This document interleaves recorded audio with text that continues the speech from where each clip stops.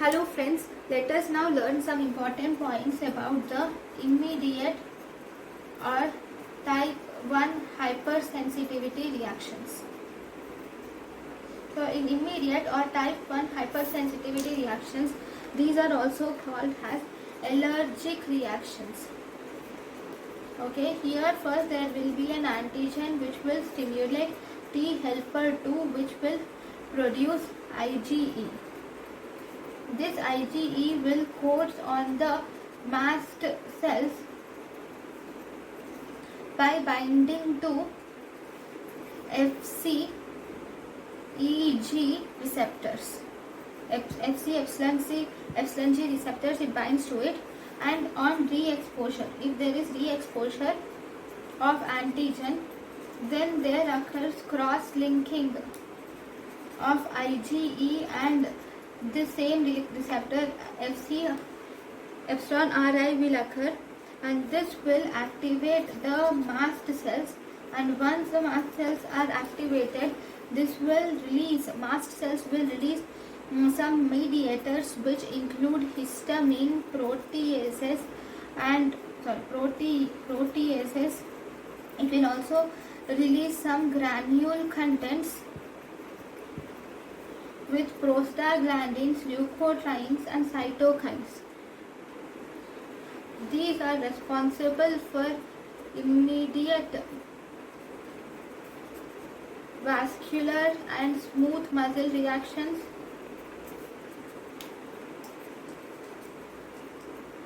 and these will also result in late reaction also. So what are the main examples of immediate hypersensitivity reaction? Examples include, these are seen in anaphylaxis. Okay, anaphylaxis will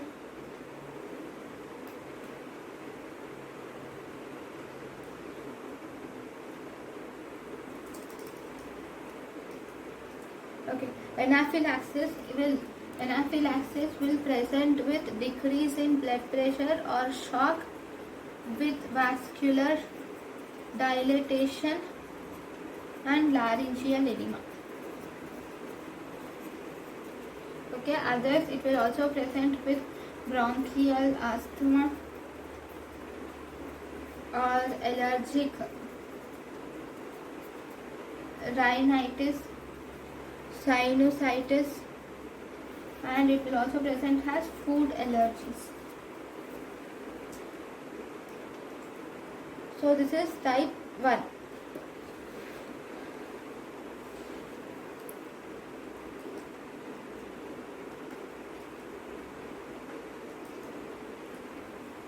Then the next type of hypersensitivity reaction is called as type 2 hypersensitivity reaction. So we will learn about the type 2 hypersensitivity reaction now. Just 1 minute.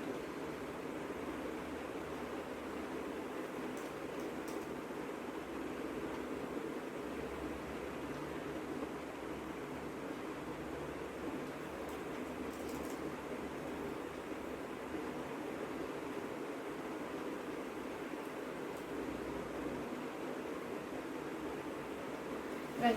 The second type of hypersensitivity reaction is type 2 or antibody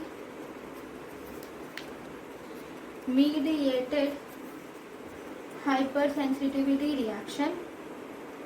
So in antibody mediated hypersensitivity reaction, there is production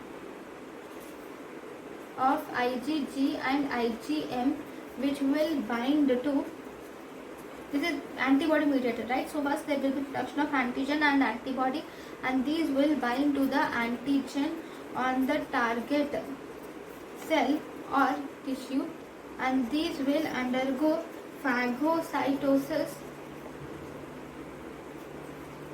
and there occurs phagocytosis or lysis of target cell occurs by the activated complement. The activated complement or by Fc receptors. So these will cause phagocytosis. Okay, this will also result in recruitment of leukocytes also occurs. Okay, so what are the examples of type 2 hypersensitivity reaction? So this is important. Okay, type 2 hypersensitivity reaction, first type. In this we have three types mostly.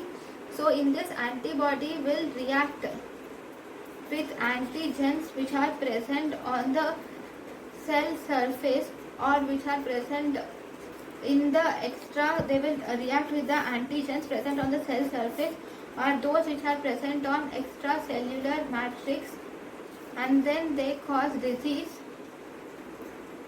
by destroying the cells. Okay, that is antibody mediated hypersensitivity reaction. The examples are, this is caused by myasthenia gravis. Here antibodies are produced against the acetylcholine receptors.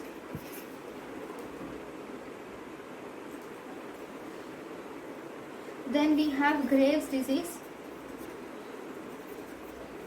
which is against the TSH receptor. Then we have pemphigus vulgaris, which is produced against epidermal feathering receptor or desmosomes. Then the next is pernicious anemia, where the antibodies are produced against the intrinsic factors. Then the second type is, you have, and even one more I forgot to write, that is insulin resistant diabetes. In insulin resistant diabetes, they are produced against insulin receptor. Okay, then the next type is second type. If you see, now in the second type, antibodies can coat the cells or opsonize the cells with or without complements. They can coat or opsonize the cells with or without the complement proteins and target them for phagocytosis. Okay, they'll coat the cells and they will target the cells for phagocytosis. So what are these? Even though without the complement also they can do that. So these include all transfusion reactions. Then we have erythroblastosis. These include transfusion reactions, erythroblastosis fetalis, and these also include autoimmune hemolytic anemia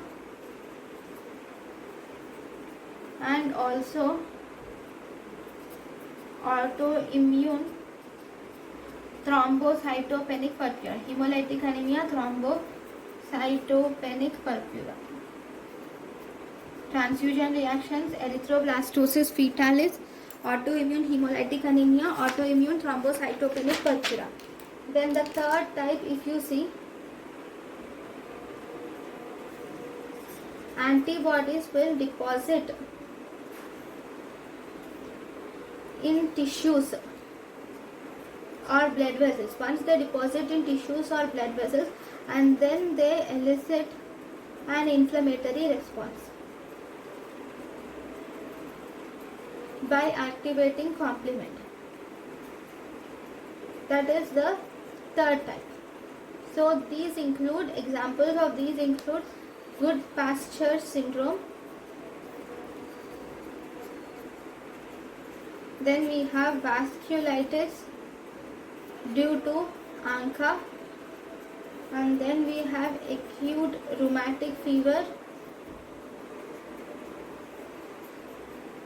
Then we have vascular rejection in organ grafts. So Goodpasture syndrome, vasculitis due to ANCA, acute rheumatic fever, and it also occurs where vascular rejection due to organ grafts. Then if you see, the next type of reaction is type 3. The next reaction, what is it? Type 3 hypersensitivity reaction. Now we have type 3. Type 3 hypersensitivity reaction are also called as immune complex mediated reaction. So this type 3 hypersensitivity reaction or immune mediated hypersensitivity reaction, this includes first there is antigen antibody complexes will deposit. Okay, then after that these will activate the complement, and then these complements will recruit the leukocytes. Okay, now these leukocytes will release the enzymes and toxic molecules. This type 3 hypersensitivity reaction, here you will see presence of inflammation, you will see presence of necrotizing vasculitis. Okay.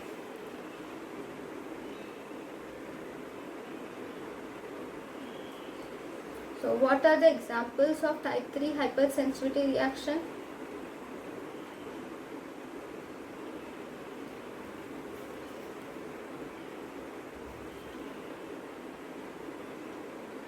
So examples, if you see, examples of type 3 include, one we have post-streptococcal glomerulonephritis, post-streptococcal glomerulonephritis. Then we have systemic lupus erythematosus, reactive arthritis, polyarteritis nodosa, serum sickness. Then it also includes Arthur's reaction, Farmer's lung, and it also have others like hypersensitivity pneumonitis. Then we have type 2 lepra reaction. Then we have henoch-Schönlein purpura. And finally, we also have polyarteritis nodosa. So all these are type 3 hypersensitivity reaction. Then the last one we have is type 4 hypersensitivity reaction or delayed type of hypersensitivity reaction.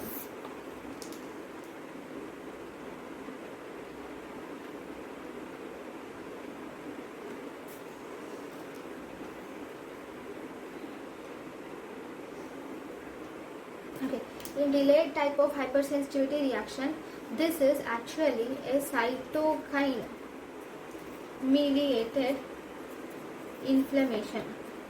So what actually happens in this, if you see, there is a antigen, protein antigen. Once there is protein antigen, this will activate CD4 T cells, which will differentiate into T helper cells and T helper 17 cells. Okay, so these produce the interleukins, among them interleukin 12. Okay, interleukins, and these will activate the macrophages and dendritic cells. So this is crucial. Okay, now this macrophages will secrete interleukin 12.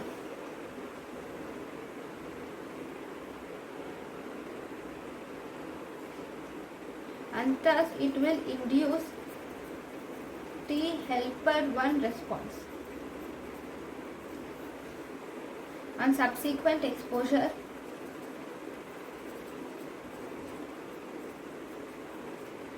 it results in secretion of cytokines.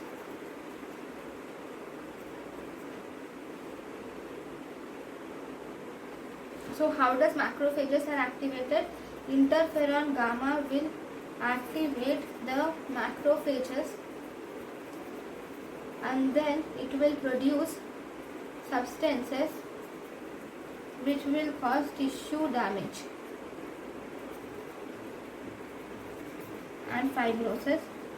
And this macrophage also produces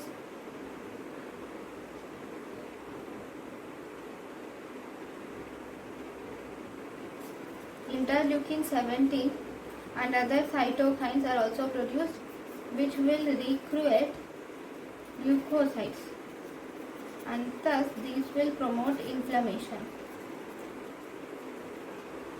So this is how the cytokine mediated injury acts. Then the second type of injury is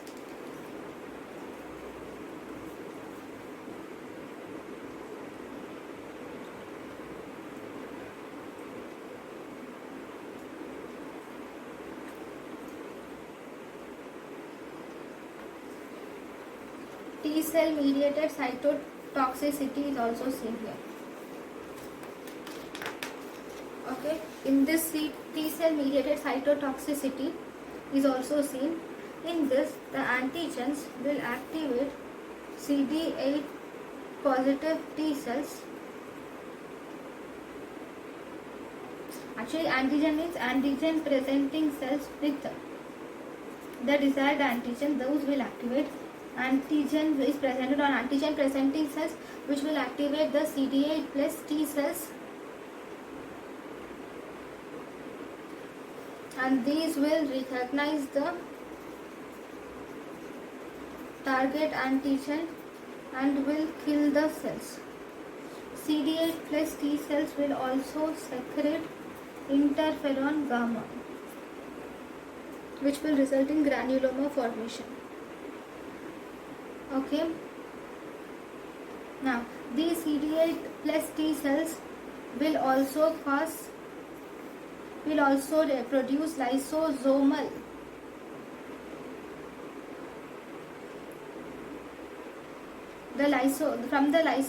lysosomal enzyme from the lysosomal granules of CD8 plus T cells. So from there is release of perforin and granzyme. Okay, from the lysosomal granules of CD8 T cells, there is release of perforin and granzyme. This perforin will result in formation of pores, whereas this granzyme will activate apoptosis on entering the cells. Okay, and will kill. And there is one more type of killing, which is fast ligand dependent killing is also seen. Okay, so these are the two different types of CD8, two different types of delayed type of hypersensitivity or type 4 hypersensitivity. Examples of type 4 hypersensitivity include tuberculin reaction, Lepromin test. Then we also have multiple sclerosis, then chronic graft reaction, then we have contact dermatitis, sarcoidosis, primary biliary cirrhosis, type 1 lepra reaction, Crohn's disease, and psoriasis. So it involves tuberculin reaction, Lepromin test, multiple sclerosis, chronic graft reaction, contact dermatitis, sarcoidosis, primary biliary cirrhosis, type 1 lepra reaction, Crohn's disease, and psoriasis.